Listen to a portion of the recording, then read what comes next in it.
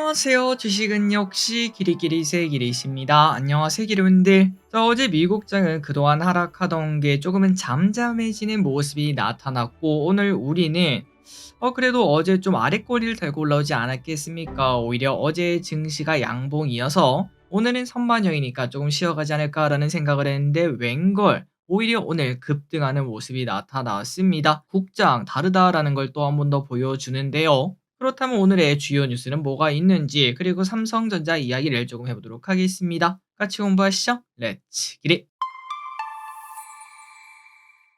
첫 번째입니다. 저는 지금 일단 결론적으로 말씀드리자면은 삼성전자를 이제는 담아도 된다라고 생각을 하고 있습니다. 5만 원 초반대 가격이면은 1, 2년만 지나면은 많게는 50에서 거의 100%에 가까운 수익까지도 가능한 위치라고 보는데요. 그렇다면 기리씨 그렇게 생각하는 이유가 뭔가 매우 심플합니다. HBM에서 밀리는 모습이 나타나서 실망감은 여전히 존재하고 있지만 삼전은 삼전이겠죠. 결국은 따라갈 것이고 또 새로운 부분에서는 앞서 나가는 모습을 보여줄 겁니다. 그리고 지금 현재 삼성전자 주가도 많이 하락한 상태이고 왼쪽에 보다시피 오른쪽으로 긴지 상당히 오래되었습니다. 매번 말씀드렸던 내용이죠. 떨어지는 칼날을 사지 말고 오른쪽으로 가면서 이제 저점을 몇 번 테스트하는 그런 모습이 나타나다 보면 사람들이 전부 다 똑같이 생각해요. 아, 이 정도면 떨어질 만큼 떨어졌구나. 그리고 이제 뉴스 플로우를 봤을 때 삼성전자 안 좋은 소식 딱히 나올 게 이제 더 이상 없습니다. 워낙 안 좋기 때문이죠. 그런데 앞으로 반도체 사이클이 돌아오게 되고 결국은 앞으로 주가는 떨어질 확률보다는 올라갈 확률이 조금 더 생기지 않을까라고 볼 수 있겠죠. 그리고 또한 혹시나 그게 아니더라도 시간이 조금 뒤로 밀리더라도 삼성전자는 지금 현재 배당이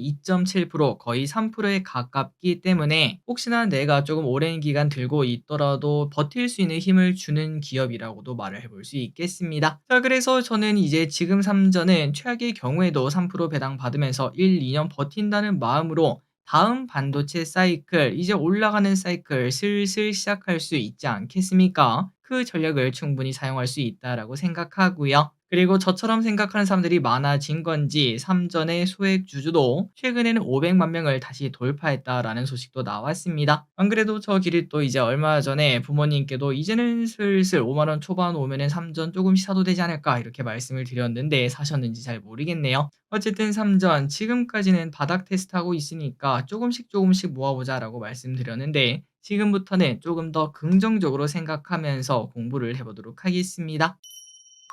그리고 월봉 차트 한번 보고 넘어가도록 할게요. 자, 사이클 산업이라는 거는 결국은 주가가 올랐다가 내렸다가 올랐다가 내렸다가 한다라는 의미가 될 것 같은데요. 지금 이제 거의 최근 15년 정도의 차트를 보시면은 과거에는 진폭이 적어 보이지만 이때만 하더라도 엄청나게 컸을 겁니다. 올랐다가 떨어졌다가 올랐다가 떨어졌다가 올랐다가 떨어졌다가 올랐다가 떨어졌다가 올랐다가 떨어졌다가 그리고 얼마 전에 크게 올랐다가 또 크게 오른 만큼 크게 빠졌다가 한 번 더 올랐다가 또 빠졌는데 그렇다면은 이제 앞으로는 이제 사이클이 돌아오면서 다시 또 올라가지 않을까? 그 시간은 길면은 한 2-3년 걸릴 수 있지만 또 빠르면은 1년 내로 오지 않을까? 그런 예상을 충분히 해볼 수 있겠습니다. 그리고 또 삼성전자 월봉으로 봤을 때 대부분은 60월선 이 정도에서는 지지를 다 해줬거든요. 그런데 엄청 오랜만에 거의 15년 만에 125월선에 닿은 걸 확인할 수 있고 이 정도면 충분히 매수 기회가 아닐까라고 저는 생각하고 있습니다. 그렇기 때문에 만약에 시결을 길게 두고 혹시나 뭐 자녀 투자라든지 혹은 내가 지금 이제 투자를 하고 싶긴 한데 어디에 될지 잘 모르겠다. 미국 장은 요즘 난리니까 좀 고민된다.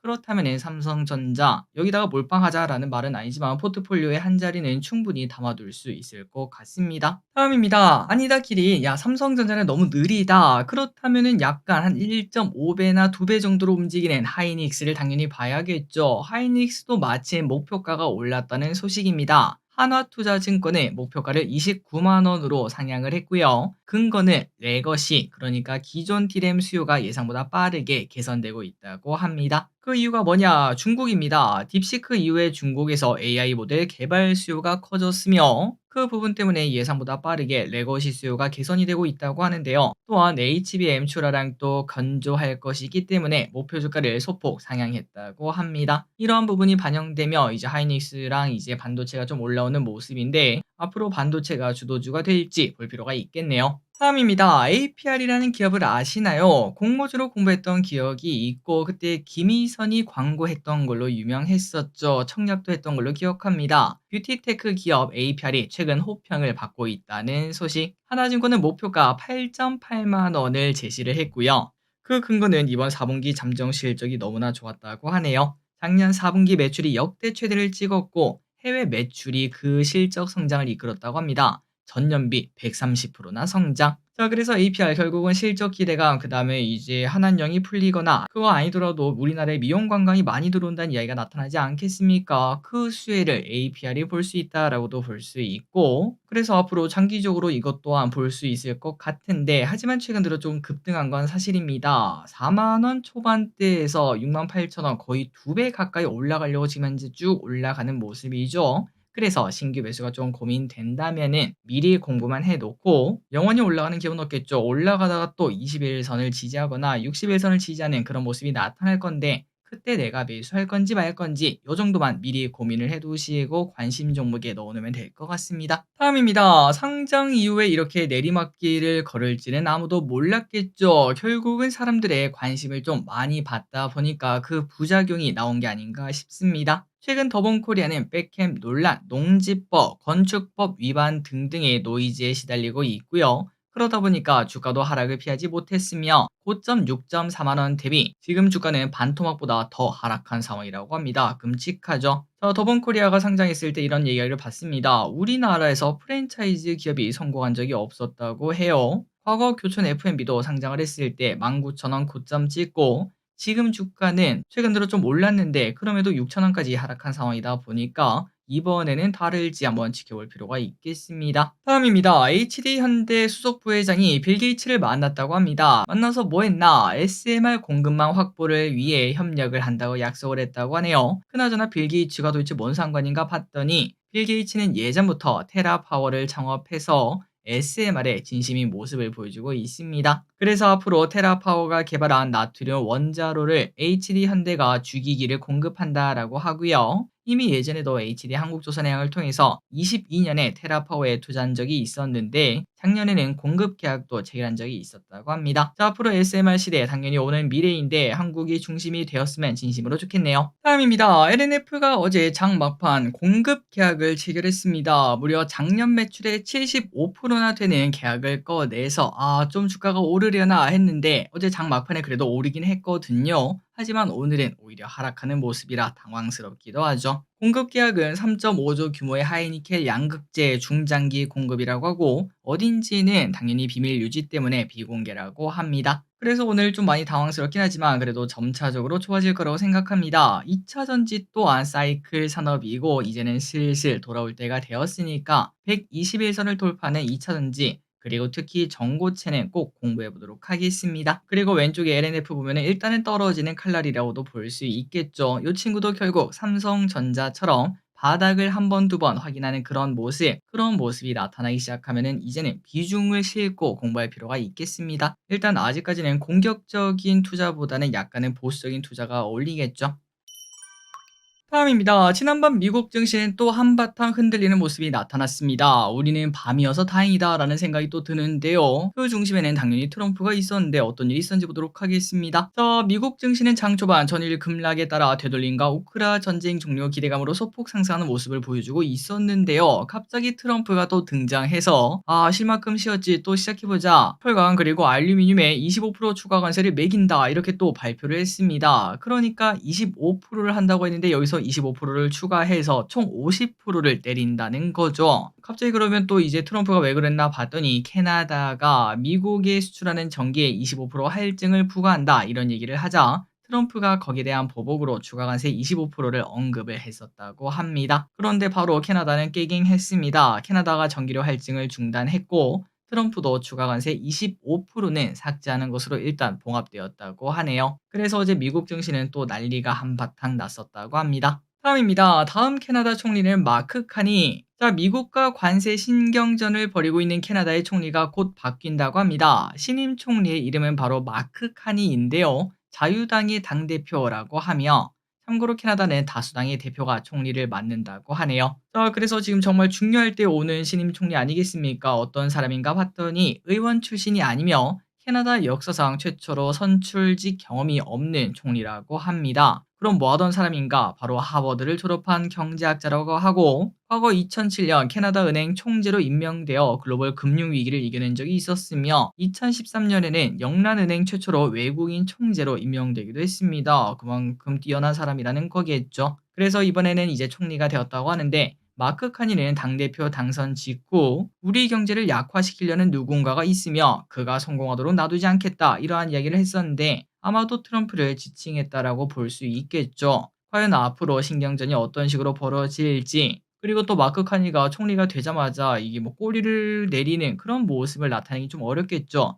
그래서 앞으로 양국의 관세 갈등이 계속 이어질 가능성이 높아질 것 같습니다. 당분간은 변동성이 생길 수도 있겠네요. 다음입니다. 미국과 우크라가 회담을 가지며 러우 전쟁 종결이 한 걸음 가까워졌다고 합니다. 우크라는 30일간의 잠정 휴전안을 그리고 미국은 우크라에 대한 원조를 다시 복원했다고 하고 광물 협정 또한 빠르게 체결한다고 하죠. 자, 트럼프와 젤렌스키가 충돌한 지 11일 만에 합의가 되었는데요. 이제 다음 공은 러시아에게 넘어갔습니다. 과연 러시아는 어떠한 대답을 꺼낼까요? 다음입니다. 최근 농심이 가격 인상을 발표를 했었습니다. 소비자 입장에서는 아쉬운 소식이겠지만 주주 입장에서는 당연히 좋은 소식이라고 하네요. 자, 증권가는 농심의 가격 인상으로 인한 매출 효과는 800억이 넘는다라고 평가했고요. 가격 인상으로 인해 판매량이 감소를 한다고 하더라도 매출 600억, 이익 증가분은 200억이 넘는다라고 판단했습니다. 그리고 제일제당, 빙그레, 롯데웰푸드 등이 글로벌에서 성장하고 있는 점도 긍정적이라고 하며 올해는 해외 성장 및 내수 회복도 동시에 나타날 것으로 보이며 중국의 부양책으로 인한 수출 증가, 미국의 유통망 확대도 예상, 거기에 외국인 투자자들의 음식료 업종 투자 열기도 긍정적이다. 이러한 얘기가 나타나고 있다고 하네요. 참고로 이번 달에만 외국인은 농심, 그 다음에 제일제당을 100억 넘게 매수하는 모습을 나타내며 음식료 업종을 주목하자 이러한 얘기가 나타나고 있습니다. 자, 왼쪽에 농심 차트 참 이쁘죠? 앞으로 어떻게 흘러갈지 보도록 할게요. 다음입니다. 원두 가격이 미친 듯이 오르면서 결국 커피 가격도 꾸준히 상승할 수밖에 없었습니다. 그래서 요즘 커피를 이제 파는 자영업자분들이 매우 힘든 시간을 보내고 있다라는 얘기를 봤었죠. 그런데 커피 가격이 이렇게 슬금슬금 올라가다 보니까 오히려 커피를 마시지 않는 사람들이 늘어나게 되었고 커피 선물 가격이 떨어지는 모습이 나타나고 있습니다. 자, 뉴욕 상품거래소의 커피 선물 가격은 커피 원두 시장을 판단하는 주요 잣대 중 하나인데요. 지난달 13일 파운드당 4.32달러를 기록하며 고점을 기록했지만 현재는 약 10% 정도 하락했다고 합니다. 그리고 또 커피 가격이 오르면서 이제 커피 가격이 오르면 어떻게 될까요? 맞습니다. 커피 나무 심어야 되죠. 재배 면적이 확대되고 있다고 하는데 그러면은 결국 커피 공급량은 늘어나게 될 거고 커피 가격이 연말이면은 더 하락할 수도 있다. 지금보다 30%나 떨어질 것이다. 이러한 전망까지도 등장을 했습니다. 야, 작년 말이었나요? 올해 초였나요? 그때만 하더라도 뭐 몇몇 전문가들이 나와서 커피 가격 앞으로 절대 떨어지지 않을 것, 앞으로 오를 것밖에 남지 않았다. 이렇게 말을 했는데 갑자기 또 몇 개월 만에 피크아웃 이야기가 나타나고 있네요. 역시 오름이 있으면 떨어짐이 있다는 거 어디에든 적용이 되는 것 같습니다. 다음입니다. 미국 보건복지부 장관 인공색소 빼라. 자, 미국 보건복지부 장관 또 참 이상한 사람이라고 하죠. 백신을 싫어하는 사람이라는 것도 웃기긴 한데 이번에는 인공색소를 빼라고 미국 내 식품 기업들에게 압박을 했다고 합니다. 펩시코, 제너럴 밀스, 타이슨 푸드, 하인즈 등 주요 대기업들에게 압박을 했다고 하는데 그 이유는 일부 연구에서 몇몇 색소가 아이들에게 ADHD를 유발한다거나 알러지, 위장 장애 등을 유발할 수 있다. 이러한 연구가 나왔기 때문으로 보인다고 하네요. 자, 그런데 지금까지의 연구 결과는 당연히 인체에 무해하니까 쓰고 있었습니다. 그리고 위에 있다는 그 ADH 유발 연구 등등도 아직 확실하게 밝혀진 바는 없고요. 그럼에도 미국 보건복지부 장관은 빼라 이렇게 말을 하고 있다고 하는데 사실 음식료 업체 입장에서는 색소가 빠지면 과자 등을 먹기 좋은 색이 아닐 수도 있을 것 같습니다. 예를 들어 치토스가 흰색, 희멀건한 그 뻥튀기 색깔이라면 뭔가 거부감이 들 수 있겠죠. 앞으로 어떤 식으로 진행될지 한번 체크해 보도록 하겠습니다. 재밌는 소식이네요. 마지막입니다. 우주만원경 스피어X 발사 성공. 나사와 한국천문연구원이 공동 개발한 우주만원경 스피어X 발사가 성공했다는 소식입니다. 나사의 중형 탐사 임무인데 한국천문연구원이 해외 기간 중 유일하게 개발에 참여한 프로젝트라고 하죠. 그래서 스피어 X는 발사 후 37일 동안 만원경에 대한 모든 시험 가동을 할 예정이며 앞으로 25개월 동안 관측 임무를 수행한다고 합니다. 잘 관측해줬으면 좋겠네요. 자, 오늘의 공부 여기까지 끝났습니다. 항상 이렇게 같이 공부해서 진심으로 감사합니다. 지금까지 길이셨습니다. 빠이요.